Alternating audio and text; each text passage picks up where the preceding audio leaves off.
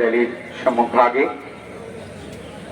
শুরুতেই আপনাদেরকে যেমনটি জানিয়েছিলাম, প্রথমেই পুষ্পস্তবক অর্পণ করবেন।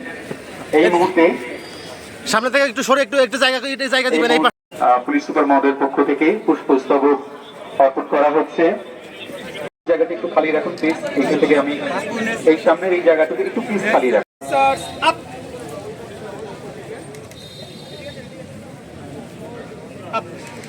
শহীদদের প্রতি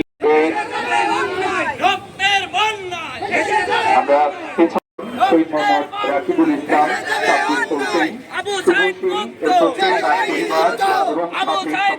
এবং তাদের পরিবার এবং সম্মানিত জেলা এরপর